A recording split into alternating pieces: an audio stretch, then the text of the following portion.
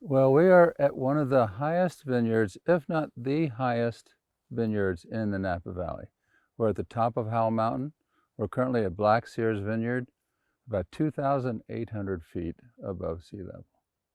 My mom went to St. Helena High School and enjoyed life growing up here before it was wine country. When she met my dad, they met on a Sierra Club camping trip.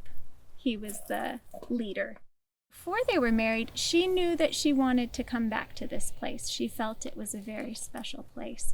So they bought property together here on Howell Mountain before they were married. And that was partly because she wanted peace and quiet, and partly because she wanted peace and quiet for her child. This Zinfandel parcel, it was planted in 1975 by a couple from San Francisco. And when my parents purchased it in 1980, it was about 5 years old. The well went dry, no fencing, deer were eating everything, the rabbits were eating everything, and they called it the hard luck vineyard. Just wasn't turning out to be what that couple had hoped. So my parents actually purchased it thinking, we don't like noise. We just would like to, make sure that this little place stays quiet as well. And I guess we'll grow grapes. And yeah, I spent my childhood playing in the vineyard through the mustard season. It was very idyllic and beautiful, wonderful childhood. In 1984 was when Sattui made a Zinfandel that won a very prestigious award in Europe. And that was one of the first beginnings of our relationship through wine with this vineyard. A little bit about the vineyards. It was planted in 1975, and it was actually planted by our neighbor who is at the very end of the road, Bob March. And the clone is a Hain clone, which is a heritage vineyard, Zinfandel in St. Helena.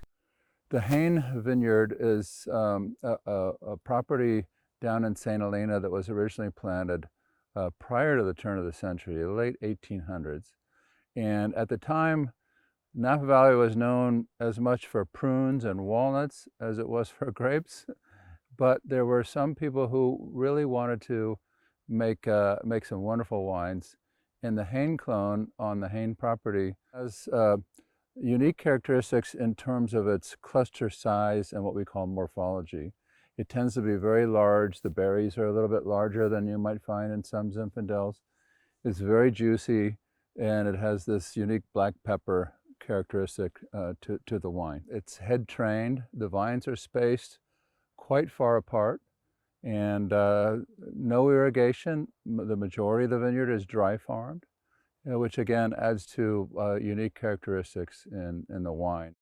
Howell Mountain is quite a unique location, being well above the valley floor and mostly forested. There's huge fir trees, oak trees, madrones, and so you can see really quickly where the fertile soils are.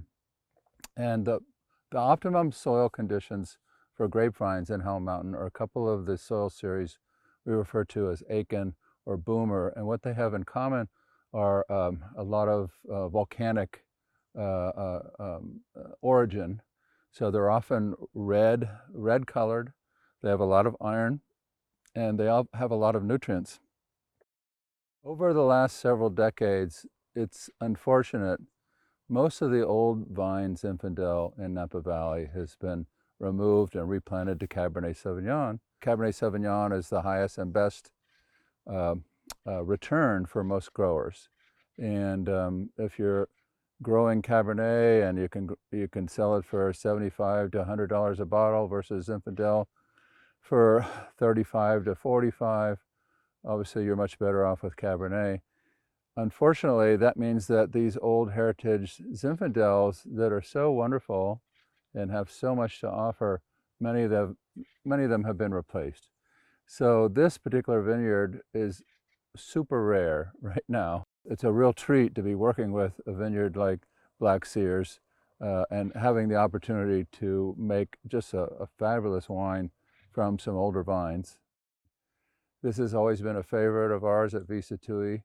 And so, we're we're approaching, what is it, 40 years of harvest from this vineyard, and it's one of our favorite Zinfandels. For us to be able to continue that stewardship, really the wine and the grapes allow for us to do that and allow for us to raise our family here.